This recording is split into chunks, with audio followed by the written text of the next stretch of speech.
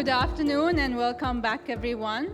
I hope you've had a very enjoyable lunch and a chance to recharge for the rest of the few sessions. And also, I hope this time has given you some time to talk to your colleagues and talk to your friends on the discussions we've had so far. And now we will be transitioning into our exciting fireside chat session. And moderating this conversation is Dr. Indrajit Coomaraswamy. So I have learned a fun fact about himself just this morning, is that he was the captain of the Sri Lankan rugby team. I think that would have been the key thing of being able to be the governor, former governor of the Central Bank of Sri Lanka. And now I would just like to kindly invite Dr. Coomaraswamy onto the stage, please.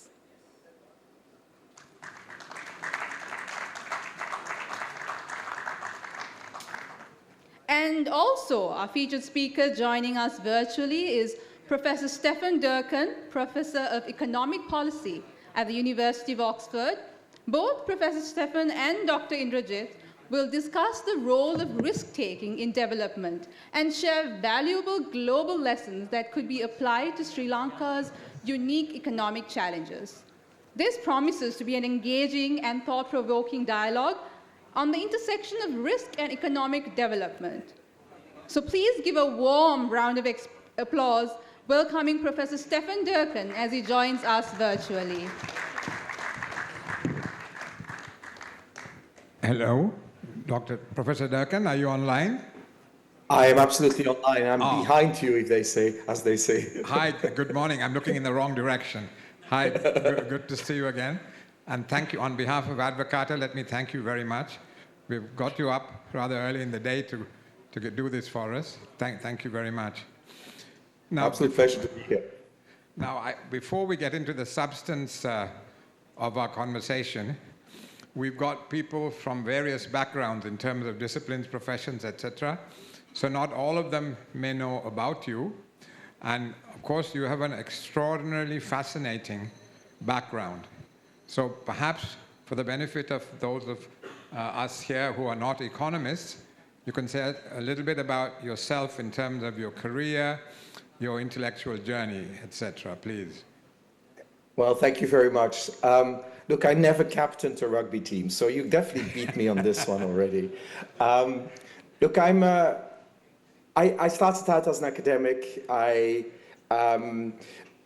worked as a researcher for a little bit in the University of Oxford. My first full post ended up being posted in Ethiopia in Addis Ababa University to teach there for a few years, do research.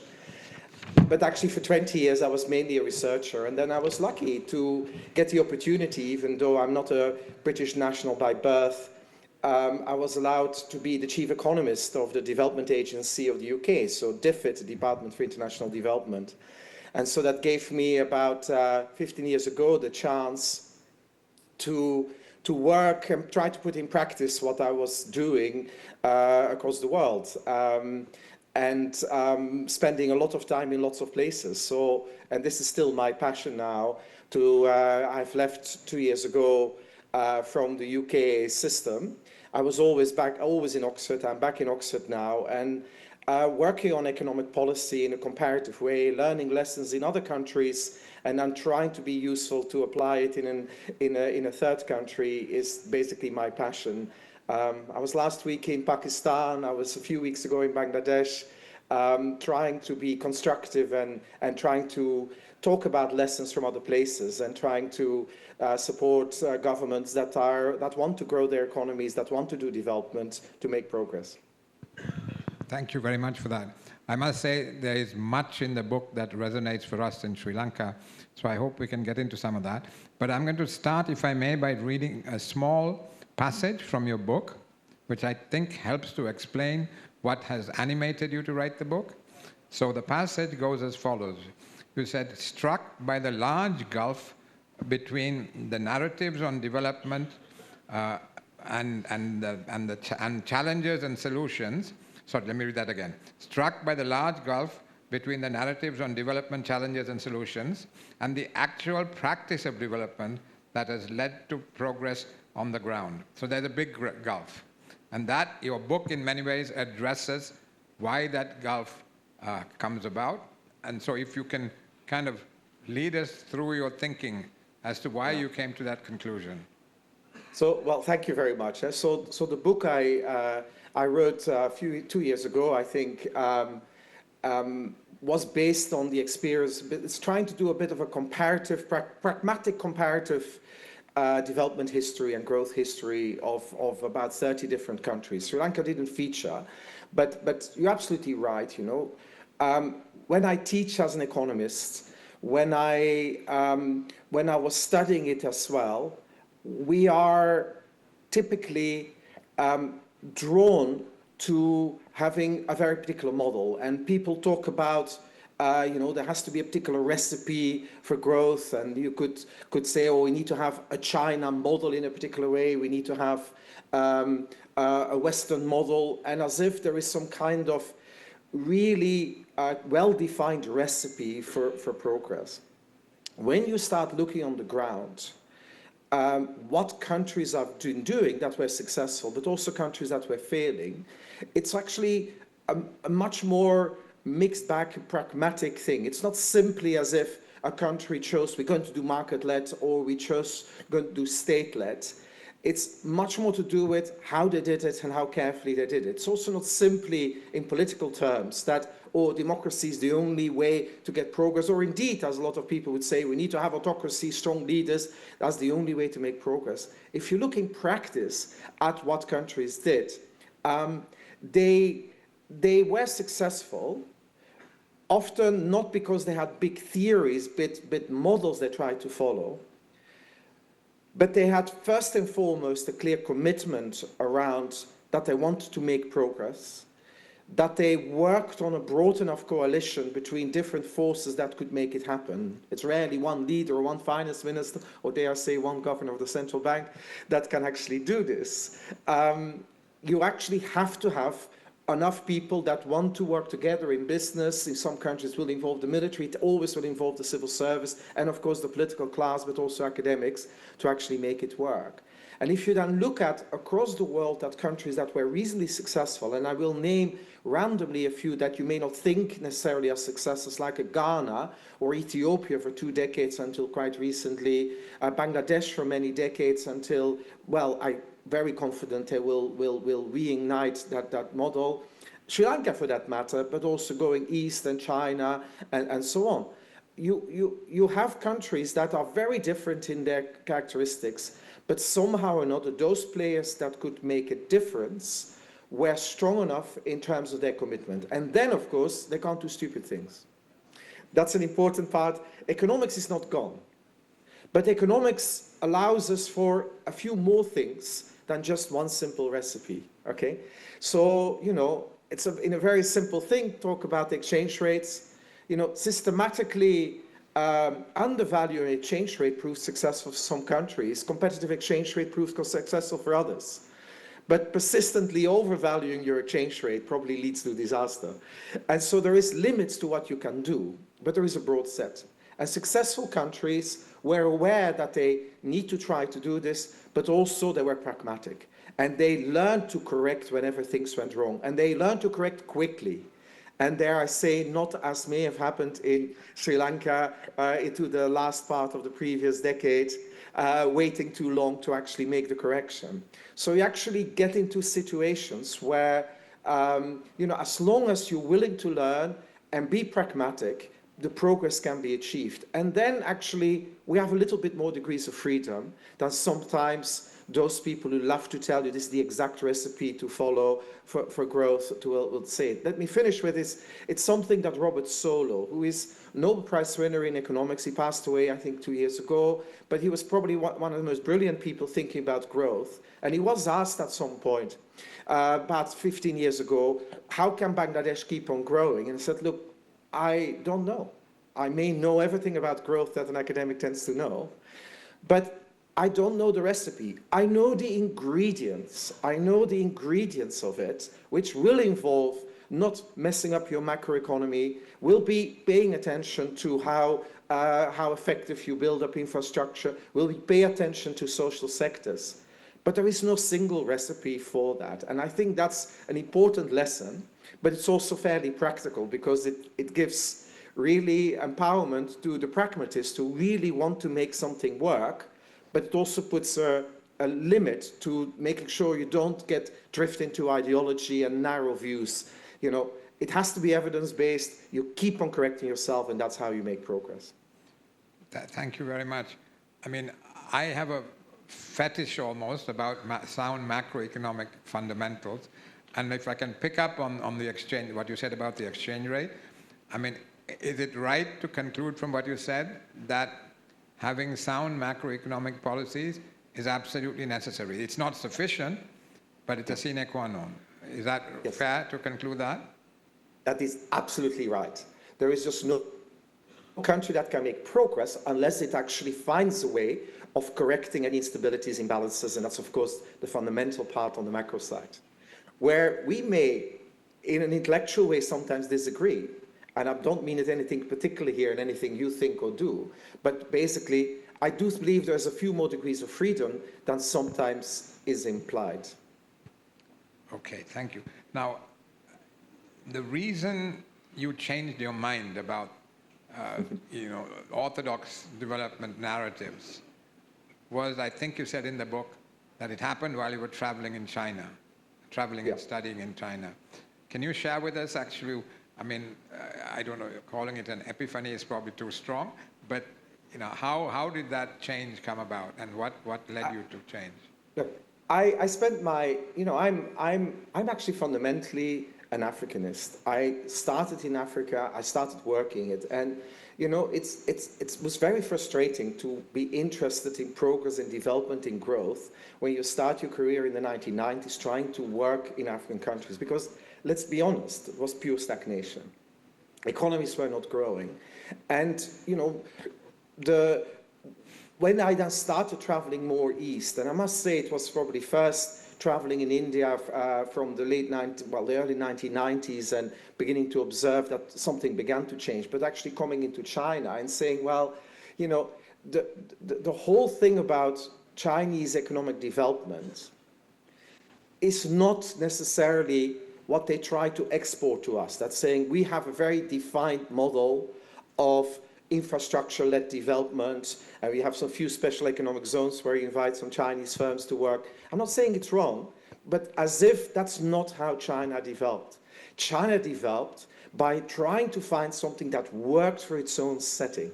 From the early 1990s, within trying to make sure the Communist Party kept control, how do we actually move away from something that wasn't working, that actually led to stagnation all the way up to 1979, that's something that within our context, within our structures could work. And the things that we don't usually talk about when we say what can we learn from China, the first thing what I observed is an incredible commitment to try to make it work in terms of growth and food security and development.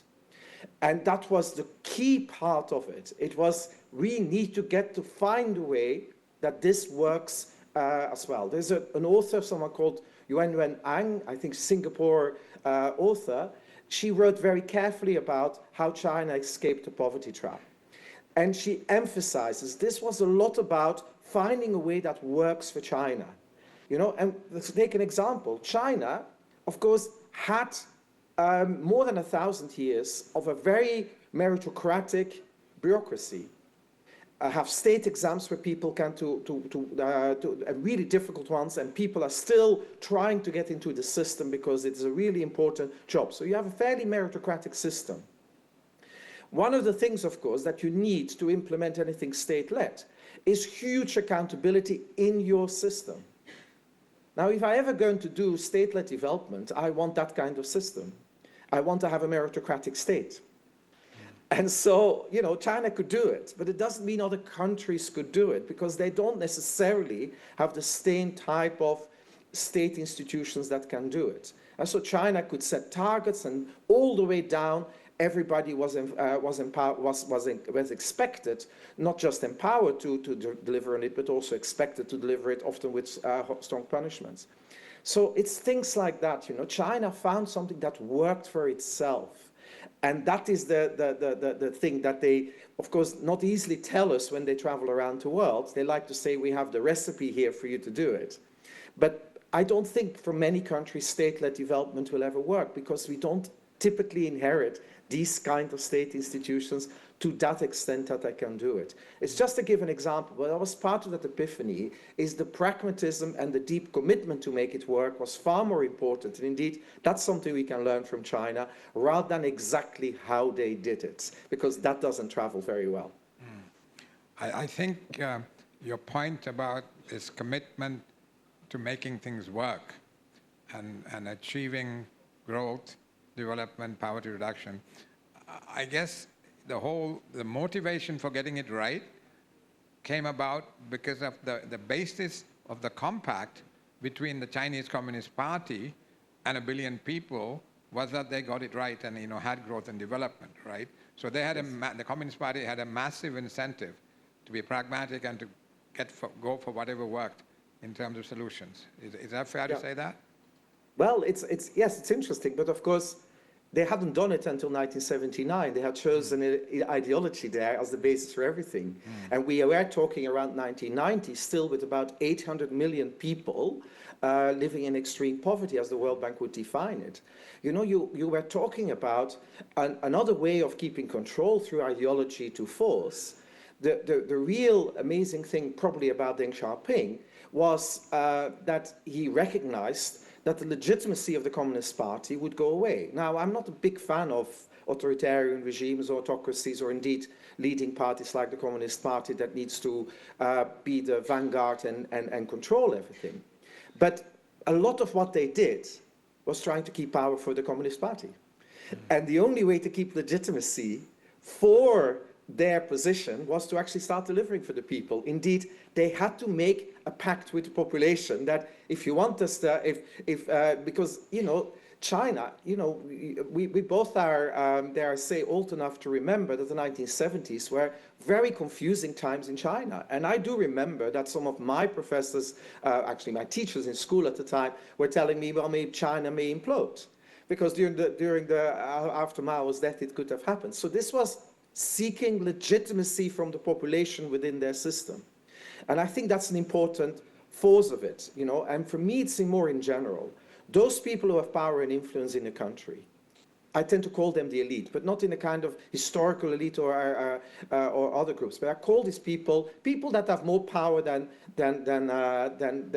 ordinary people. They are, say, we should be willing. I'm part of the elite now in the UK, and you probably all are part somewhere or another of the elite in Sri Lanka. You have power, maybe influence, sometimes more, sometimes less. But in the end, it's that coalition between these forces to say, well, we need to actually want to progress, or are we going to try to keep control in other ways and keep the status quo as it is? The pressure from below is basically, at some point, you can't be an elite player unless you keep on having legitimacy. In China, they recognized growth and development is a very good way to get legitimacy for the leading group. I think in all societies, when we look at progress, and I could talk about details in different countries, but it's in the end recognition that, if we deserve the position we have in society, we also have to begin to deliver, because otherwise, people will be on the street and kick us out, as I may recall something like that has happened before in Sri Lanka. And that's part of that legitimate-seeking behavior. I think growth and development are central parts and effective means of actually delivering legitimacy to a broader population. And I think that's what China understood at some point. A lot of East Asian countries in different ways understood, that Bangladesh understood from the 1990s. And I will say, I'm not an expert on Sri Lanka. I know that there have been times and periods that was the strength of Sri Lanka as well. Thank you. I think, if I may, in terms of supporting your contention that there is no grand design. Even in a country which has a 30-year perspective in terms of policy and action, there was no grand design. And a small anecdote, in the mid-80s, or early 80s, I think it was, I was the bag carrier for the finance minister in Sri Lanka, and we went to China. And our minister met Mr. Wan Bing Kiang. I think he was the first minister under Deng, after the changeover. And our minister asked him, look, what is really your biggest problem right now? So we expected him to go into a grand design as to what are the challenges they have and how they're going to respond to it. Instead, he said, the biggest problem I have is to find and fix the price of cement. Because there was so much construction going on, because there was a whole heap of foreign direct investment coming into the country. And in that system, of course, it's not easy to find the price. And so that's what he was preoccupied with. Not some grand design to implement. And also that was the time they were just testing the waters in terms of opening up, and Shenzhen was being developed as a kind of pilot for the opening up. So it really fits in very much with your narrative of no grand design. You pick out what works, go incrementally, and so thank you very much for that insight. Now, next, what I'd like to do is, your book kind of has a conceptual framework which explains why some countries succeed and others don't. And you have a kind of a typology of countries you talk about, which is very, very interesting. I wonder whether you can take us through some of that stuff. Yes. So, for me, even though I'm a technical economist, but once you work in policy, you see politics all around you. And politics matters, but politics often with a small p. So my framework is really saying the most important thing that you need to understand about what's going on in a country, and this is how I would look at, and I was 2 years ago again back in Sri Lanka, and I was looking there as well, what is the underlying deal between different elite players? What is the different? And why do I focus on elite players? I was alluding to it as well. Is not because I love elites, by the way. It's not because I somehow think they are enlightened, more enlightened than others, but because they have power. And the most important power of elite players in business, in the military, in civil society, even in academia, in politics, of course, is that they can stop things. They can look for keeping the status quo, okay? So, and to think about how growth and development comes about, as we were alluding to China, as I was alluding to other countries as well, is that at some point, the incentives of the elite, probably in their sense that this is also a way to keep our position, the incentives of the elite seem to coincide with progress and development and growth, okay? And so it's not a rare phenomenon because, loads of Asian countries have done it, some African countries have done it, a few Latin Americans. And of course, if we go back historically, it's one way of interpreting what happened also in the West, with gradually more and more growth being central, but also inclusiveness of that growth becoming more central. I was born in Belgium, but I live in the UK.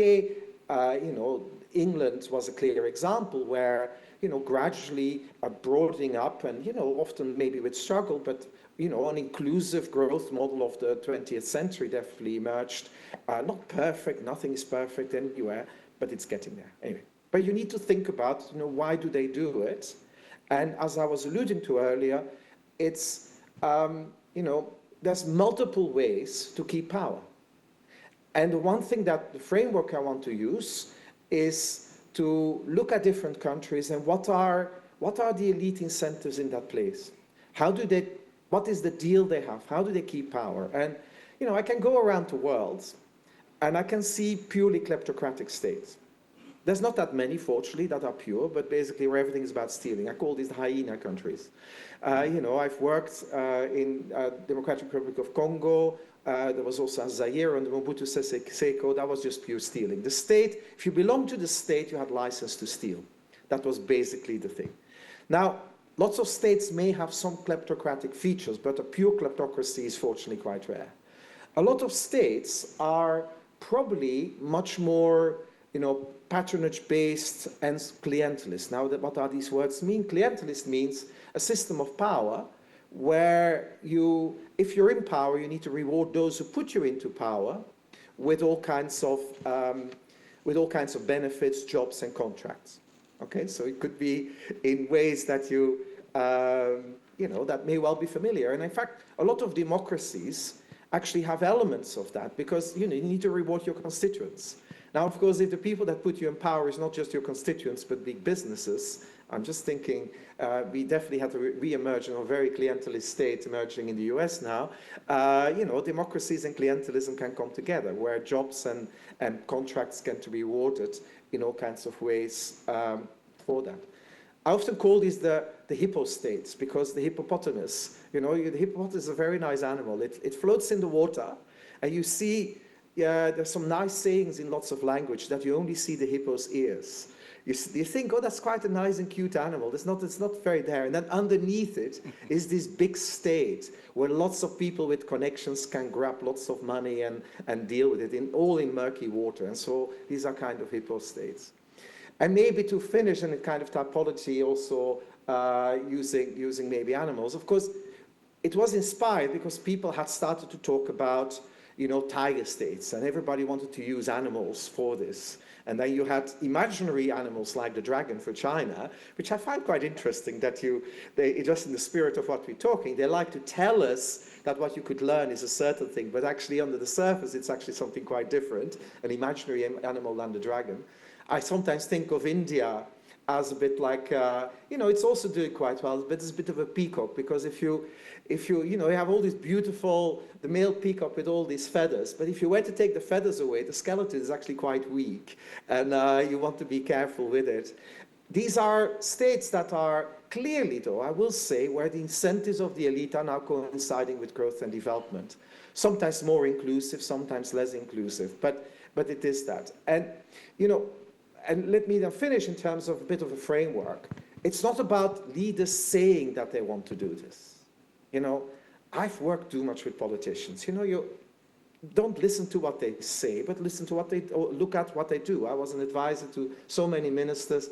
I'm working at the moment intensively with the Prime Minister in Pakistan.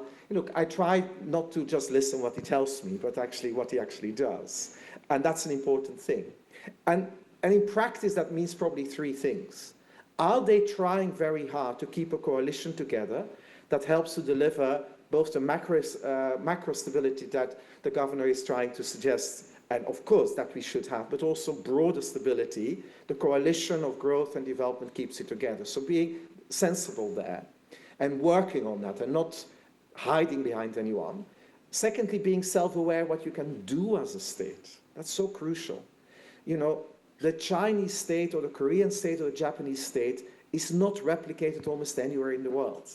Our states, whether we go to South Asia or the states that we have in Africa, indeed on the European continent, they are not so effective. Therefore, we need a model that fits with it. That probably will involve much more private sector, that will involve much more other ways of getting the growth and a different way of doing. So self-awareness. And then the final thing that is already behind a lot of the things we were talking about earlier. These countries were not just saying they wanted to grow, but they were willing to correct and learn and be, to some extent, accountable if they failed. It could be in the Chinese way, where officials were held accountable if they failed, call it an internal accountability, and punishments could be really harsh if they felt like they were not delivering. Or it could be other processes. It could be, things we're doing today. Keep on having an external accountability, checking, like Advocata is doing, checking what's happening, and making sure that the government has to listen and makes the corrections when they need to be doing. Basically an open form of external accountability, democratic process, but also other ones doing it. And if you go across the world, these features, the underlying commitment, then combined with these three things of working on the stability, being self-aware what you can do, and then having some form of learning and accountability, we actually cover all the countries that are being relatively successful. And the countries that fail, the title of my book is Gambling on Development. In some cases, they gambled maybe not have succeeded. Some cases because they went for a model like, if I recall well, let's cut all the taxes for everybody. Everybody seems happy for a while, but then the state more or less collapses because there's no more fiscal revenue. I'm thinking here of Sri Lanka maybe at some point in time. You do things that you shouldn't do, and you should have corrected much earlier. Or indeed, Nigeria having 7 exchange rates, I know enough macroeconomics that doesn't sound very good idea, especially if you allow people connected to the central bank buy the dollars cheap and sell them expensive for their own account, which is called round tripping there. Then, there's just no way you get an underlying situation for growth going. Now, if I can pick up, I think there is a consensus, while there is no silver bullet in terms of overall development policies, there's consensus that you need, as you also pointed out just now, stability and predictability of policies. Now, in relation to that, can you talk a little bit about the relative strengths of autocracies as opposed to democracies in terms of giving you stability in terms of policies? That's a very good question. And, there's some really interesting evidence, okay? And we'll start it by saying, look, of course, I really, I value my liberal democracy. I value my, what I can do in my society. But if I'm looking at the evidence, on average, the growth performance ever since the beginning of the 19th century, for any country we had data of for 10-year periods, the growth performance of autocracies and democracies is basically the same. There's no statistical difference between the average performance of autocracies and democracies. Now, that's a bit surprising maybe for some, because some will have had a prior in one way or another. And it's a striking thing. The average is the same, but behind that average is a fascinating statistic. It is that the spread amongst democracies, so the variance in statistical terms, is much lower than the spread across autocracies. So what it means is that the best performing countries in these 2 centuries were autocracies, but the worst ones also. Yes. And that's the thing about autocracies. If you want to gamble on an autocracy, that's taking a big risk here, because the downside is dramatic, because you don't know who you pick. And this is again why I say I'm quite comfortable being a Democrat and valuing this, because, and it comes back to that last point I made earlier, learning and accountability. Democracy has a built-in ability to kick people out at some point. And that's actually a good thing. And that's actually an important part. And of course, we can get democracies to work better and populist leaders get elected and so on. But it at least is one part of the correction. So we may not do as good as China for growth rates for a long period of time, but we can count on not doing as badly as Congo, as Zaire, which actually now is about 1/3 in its per capita GDP than it was at the time of independence, 1/3 over 50 years. That's quite something. I must say that's very interesting, because it is very much aligned to a study that was done in the Commonwealth Secretariat while I was there by a group of experts, and the chairman at that time was Dr. Manmohan Singh. He was in opposition at that time, and that study found exactly what you said. You have disproportionate number of autocracies among the high performers, and you also have a disproportionate number of autocracies amongst the failed states. And the democracies are kind of in the middle. Yes. And the thing about autocracies is that, as you say, it's a lottery, whether you get a Lee Kuan Yew or a Mobutu or a Idi Amin. So that's the kind of lottery you're exposed to if you go down the autocratic route. But now, sorry, go ahead. No, allow me to do. There is one other statistical regularity. I know we are focused here on growth, but it's another one why I kind of like the idea of the democracy as well. Because if we go in terms of human capital indicators, education or health, we can actually say that democracies are doing better. And it's actually quite a useful thing. If we're concerned with inclusiveness, then actually on average, democracies over this long period of time have done better. And again, by its nature, democracy is trying to be more inclusive. But I also want to just make a small comment. Some people like to then make a very strong case as if, as long as we're a democracy, that's all we need to do with it. Say, look, it's fine. And because we only avoid the downside thing. You have countries like Malawi that are democracies and that are totally stagnant. So, let's not, and some people like to say again within a recipe agenda, There was a Nobel Prize given to some really smart people, Darno Samoglu and James Robinson, wrote the book Why Nations Fail. And they like to also emphasize, oh, we need to have democracies and property rights and all these things are the recipe for progress. We should make sure that we don't, that we recognize that democracies can be very flawed as well. And that's actually remains an important part, again, of part of that accountability. Thank you very much. If I, in terms of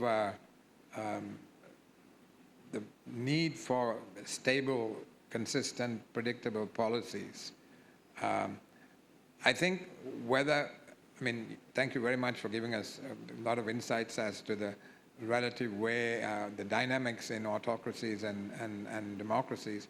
But I guess you need some kind of broad consensus on the economic policy framework, right? You don't want policy reversals in a democracy every 5 years or 10 years, where you go literally, go 180 degrees in a different direction. You would have seen that in Pakistan. It has happened here in Sri Lanka. Whereas India, they had a massive crisis in '91.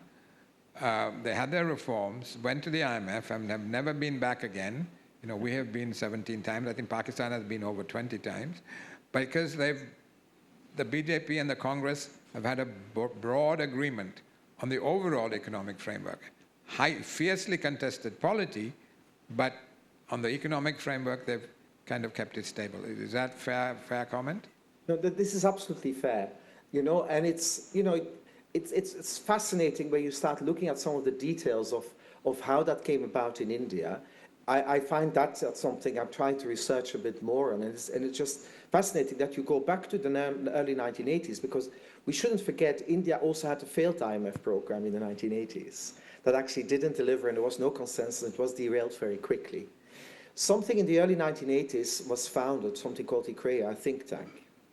And if you look at the list of founders, Manmohan Singh was there, Montaner Ahluwalia was there, but also more or less every single influential economist that was aligned with almost any of the political parties in the 1990s. And so what was interesting, they actually, and this was one focused on trade liberalization, as you remember, that was a key part of Manmohan Singh's reform. And it was contested because they had very much an import substitution model, a very much an inward-looking model. That was the most contested part. So they actually slowly built that consensus. And consensus is not always, often it's a consensus amongst the technical people, and then it's a coalition of forces amongst the elite players. Because there are plenty of people that don't necessarily like these kind of stable economic framework. They like the business as usual, the kind of, as long as I know the finance minister or the prime minister or the president, I'm fine, kind of politics, the thing. And so in India, you had to build up that kind of coalition. And then 91 is really interesting, because we can all still read the speeches that Manmohan Singh made. The confidence that this man had, that it would be sustained.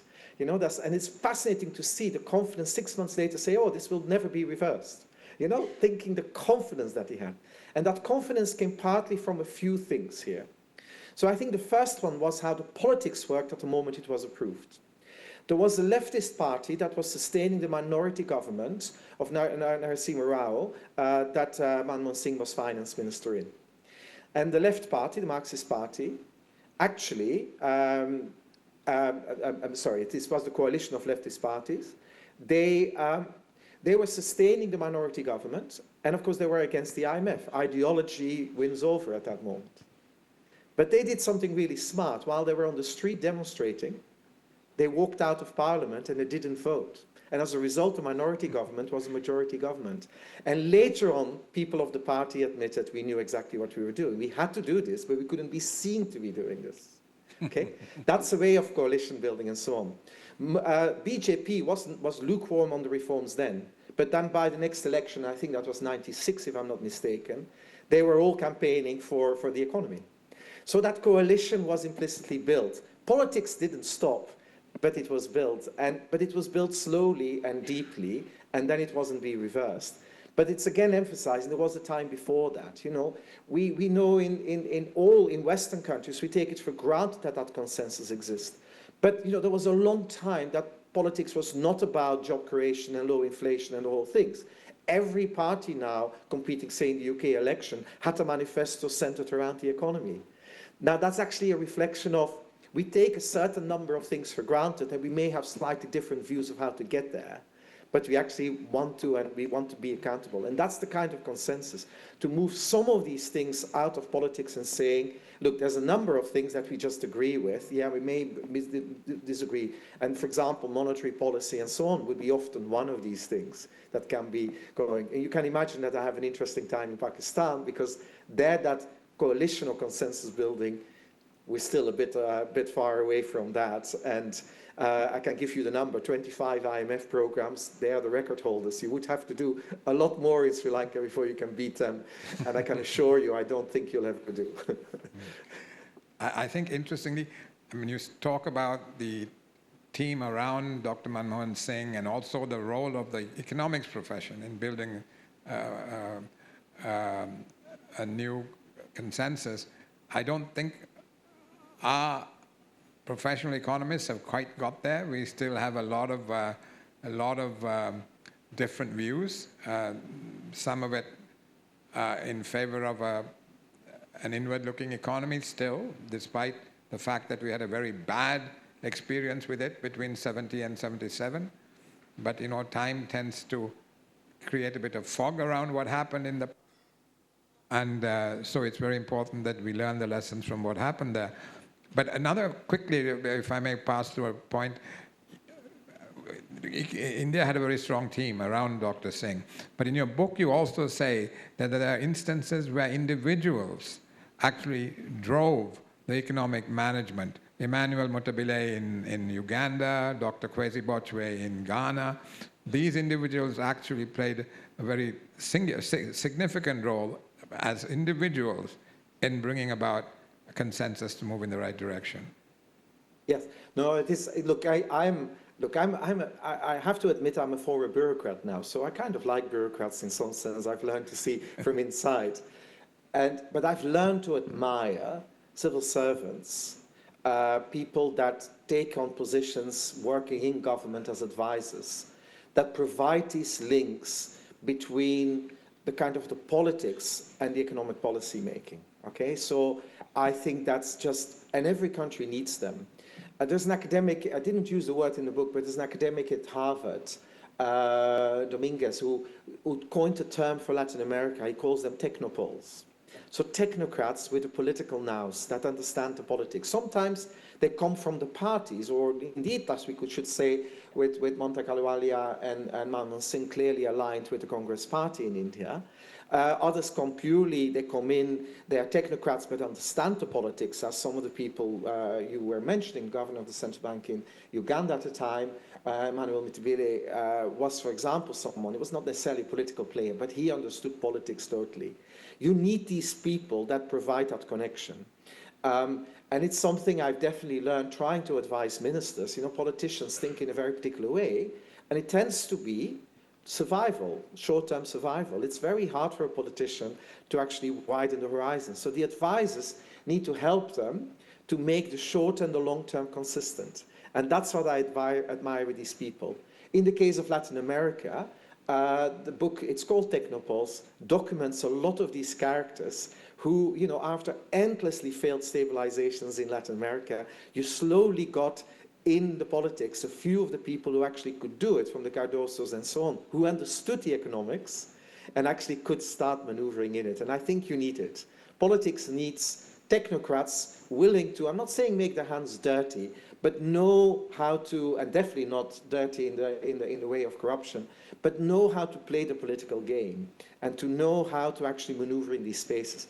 And I think that's the thing about these Indian professionals. They were, in the end, extremely apt politicians as well, and playing it. And yes, they were always, Manmohan Singh kept until the end this technocratic vein around him, but he wouldn't have survived in this position if he hadn't been a tactful politician as well. Now, if I can turn to Sri Lanka, if I may, in the last sort of 6-7 minutes before we go into Q&A. Sri Lanka basically, you know, everybody knows what the causes of the crisis were. We've made remarkable progress in stabilizing the economy, but now we need to get growth and quickly to reverse the significant deterioration in poverty, to make sure we have fiscal sustainability, and related to that, to make sure that we have debt sustainability when we resume our full debt repayments in 27-28. So for all those reasons, it's critical we get growth, and we get growth quickly, and we get growth through an outward-looking economy, which is where growth, sustained growth, is driven by export transformation. I mean, historically, we've just had sugar highs in growth. And the growth is correlated to the size of the budget deficit, not the size of the current account surplus. That's been our kind of repeating model. Now, in my view, we've come to a new paradigm through two landmark bits of legislation: the Public Finance Management Act, which has tightened fiscal rules, and the Central Bank Act, which now prohibits the central bank from indulging in deficit financing, and it embeds flexible inflation targeting as a regime for monetary policy, so that you can't have financial repression we've had in the past. And as part of flexible inflation targeting, the exchange rate has to be managed flexibly. So some of the egregious mistakes we've made again and again in terms of macroeconomic management cannot be repeated, hopefully, because the law, the sound frameworks are now embedded in law. But growth and building an economy that gives us export-led growth, export transformation, we have barely scratched the surface. So it'd be really useful if you give us a few tips on how we go about doing this quickly. We have to do it quickly, as I said, for all the reasons. The Sri Lankan people have been extraordinarily patient going through the austerity they have, but they will want to see some results. So we need to get growth, and we need to make headway in reversing poverty. And we certainly don't want to go into another round of debt restructuring and another round of austerity in 3-4 years' time. So for that, we have to get growth going. And also the right kind of growth, not a sugar high for a short period of time. Yeah. So look, it's incredibly admirable. You know, the work I'm doing in Pakistan, I wish we got already this far, because this is, and it alludes back to your point, you know, having mechanisms of macro stability, it's going to be important. And it's important not because I love stability, because actually, by the way, elites love stability as well, you know, and there's lots of countries where the only thing we achieve is stability and not growth. But it is going to be a foundation of it. So there is, and in the spirit of the things I was talking about, you know, what you describe as the kind of the restructuring, the new law frameworks on the monetary and fiscal policy, this is part of tying your hands to make sure that the correction in a complicated society is there. You know, you don't have an autocrat that will enforce it. You need legal means, accountability means, and so on doing. So it's absolutely the right thing that needs to happen. At the same time, it's all about, in the first instance, and I'll come to the growth part, but the idea of the self-aware state. You know, the fiscal restraint is part of actually showing that you're self-aware, that there is a risk that you quickly derail. Electoral cycles very easily derail this, and you know, fiscal bonanzas to win elections is easy enough defined. So you kind of, it's a sign of building up that self-awareness.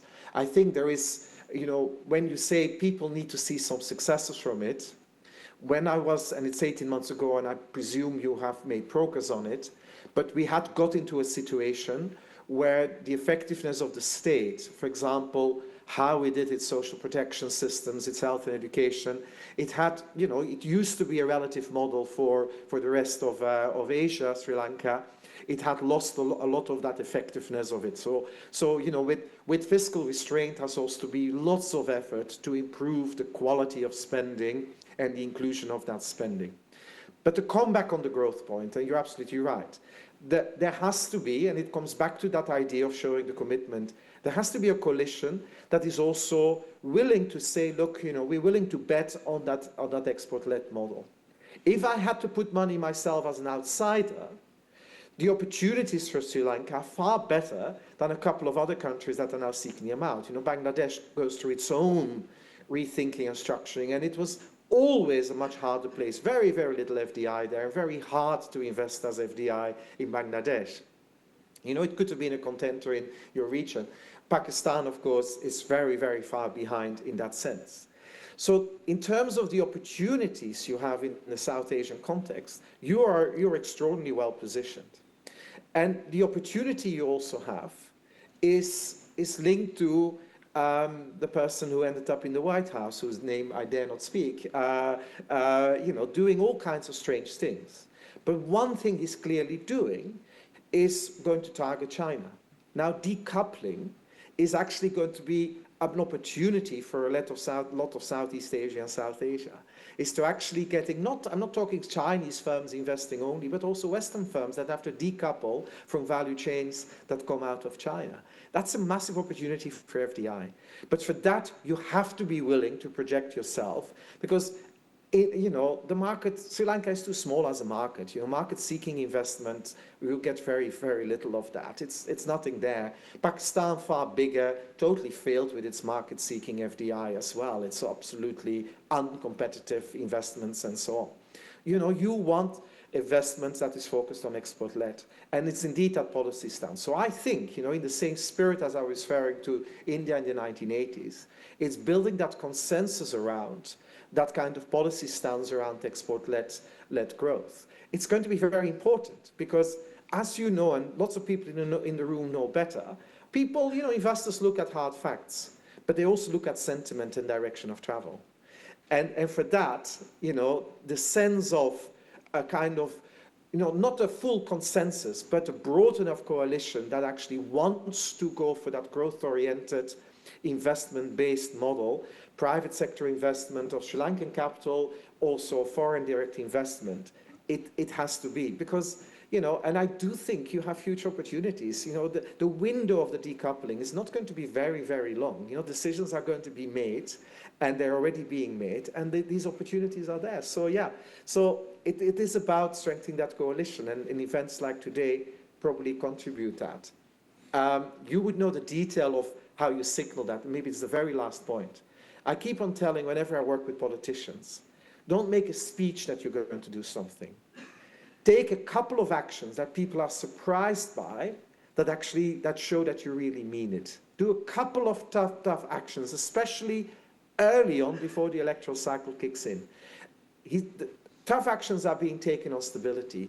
Try to make some tough decisions that actually signal you're open for business. And I don't mean it with lots of fiscal sweetness, but actually maybe something that goes a bit against vested interest that would be against it, maybe certain interest, and actually do a few things. You know, show that you're willing to actually gamble a bit on growth, even if the short run in your politics may find it a bit hard to do it, but gamble on the long run for development. Thank you. We've got 10 minutes for Q&A, Professor. Yes. And I've got a colleague I think is going to help us. So now we will be moving on to the Q&A session, and I would like to invite my colleague from the Advocata Institute, Turney, onto the stage, please. Okay, thank you, Tomali. Hi, Dr. Indrajit. And hello, Professor Stephan Dercon. I'll be assisting Dr. Indrajit to ask questions on Slido. And our first question is, how can the institutional structure improve development? Do you have any advice for Sri Lanka on restructuring its institutions to enhance its development strategy? Right. So let me, you know, there's potentially, we could write a whole PhD dissertation on this. My short answer would be the following, okay? So you do not need perfect institutions to develop. No country has actually progressed to actually seek first perfection and then make progress. So if you work on institutional structures, and I don't know the detail here what is alluded to, just try to work with the grain, try to improve what you have, and try to make it function better. I really liked what former governor was mentioning in terms of, you know, get some legal frameworks that create some, you know, restraints on and certain accountability, some kind of agencies of restraint. You know, try to get some standard sets that actually can be relatively easily enforced. But otherwise, you know, try to work with the grain and actually try to improve. Historically, the Sri Lankan institutional setup, I don't think it was that bad relative to an awful lot of other places that came out of colonial times. But it's just get what you have to make it work better. That would be my general advice. It's a pragmatism, because if we go to massive institutional reform, sometimes you just get stuck in endless commitments, endless new laws, and zero implementation. Implementation is always the name of the game, so don't try to do too much at the same time. Noted. Till we get our next questions on Slido, if you have any questions, scan the QR code and shoot your questions on the Slido. Over to you, Dr. Indrajit, if anyone has on the audience. So while we wait, Professor, can I, you know, we have a $4 trillion economy at our doorstep, you know, growing at 6 to 8%, somewhere between 6 and 8%, and the 5 southern states growing at 10%. Now, when Japan first and then China had their growth surges, several countries in the region were able to capitalize. But of course, the world economy has changed and is changing. They were saying there's going to be decoupling, etc. But there's also relocation of capital going on. Now, looking at all that together, do you see what do you see is the possibility of replicating what happened in East and Southeast Asia, in South Asia, as India now goes through its growth surge?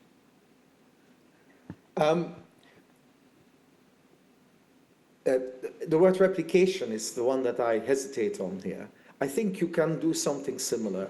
It's part of that opportunity, of course. You know, the Indian economy is growing very fast. Of course, you alluded to it already. India is a vast place, just as the same happened in China when they tried to go west and not just into other countries. You have in India still a lot of catch-up opportunities from other poorer states within the whole system. But, you know, the position of Sri Lanka, it should be definitely one of these opportunities it should look at. Yeah, so there is something there. Replicating East Asia gets, for me, too much of, let's do a Korean-style industrial policy. You know, the Korean state, just like the Chinese state and Japanese state, its history was very different, and the ability to enforce that the state delivered. So it has to be in a pragmatic model. But there are opportunities, and I think it is incumbent on Sri Lanka and its government to make sure it creates the opportunities to do so, but not in a way that undermines the quality of the institutions and gives benefits to certain investors that he could never replicate to the next investor, and so on and so on. So just be smart about it, because you know you don't have the same kind of state. Sorry to interrupt, Professor Dercon. We're just quickly running out of time. East Asian countries. We can get one last question from the audience so that it's fair on the go. Any questions from the audience? The lady over here on the front, please. Thank you. Thank you, Professor. So quick forward-looking question. So regarding the gamble on development, now we have new players on the table with us. So climate change, ethical considerations, and of course the protectionism issues. What are your thoughts on this, considering that your book focuses on the last 30 years, but the upcoming 30 years are going to be completely VUCA sort of years? For your thoughts, sir. Thank you. No, excellent question. I already alluded to it, that even though the West will go into a kind of a complicated game, and maybe trade wars even amongst each other, and then a trade war with China, I think for an economy like Sri Lanka, if it positions itself very carefully, it actually will give opportunities. It's a kind of crisis that gives opportunities. So I'm more pessimistic about Europe than I would be of a place like Sri Lanka at the moment. Having also just emphasized that, you know, despite all the kind of things that you worry about on the Sri Lankan economy, relatively speaking, you know, and of course the deep crisis that you had recently, relatively speaking, you're always being kind of known as a relatively dynamic place. And so actually, I see again Sri Lanka taking advantage. Not least is that, you know, the future of growth in the world is in Asia. That's where the only growth is, you know, and this is the West is not anymore the engine of growth. It's maybe an area for a place to export to and so on. So, you know, I'm not a pessimist for a country like Sri Lanka. I worry about countries that totally stay behind in, say, in Africa, and definitely there's in the West a stagnation in economies. But Asia is still the dynamic place. I think you can, in you as Sri Lanka, with your levels of education, with your levels of quality of businesses as well, you can take advantage. Super. Thank you so much, Professor Dercon and Dr. Indrajit Coomaraswamy. I need to wind up now, Professor. Let me really thank you. It's been an excellent, wonderful hour. Thank you for taking the time to talk to us. And on behalf of all of us here, I must say there have been invaluable insights. And let me also finish off on a positive note. In your book, you say, despite all the challenges there are in terms of the development agenda, that it's not all doom and gloom. And as you pointed out, Sri Lanka does have significant potential. It is now up to us to grasp the opportunities and make sure that potential is realized. Thank you very, very much. Again, it's been a great pleasure to talk to you, a privilege actually to talk to you over the last hour. Thank you. Thank you. Over to you, Tomalee. Thank you, Professor Dercon and Dr. Coomaraswamy, for a very truly insightful conversation, and for Tierney for facilitating the Q&A.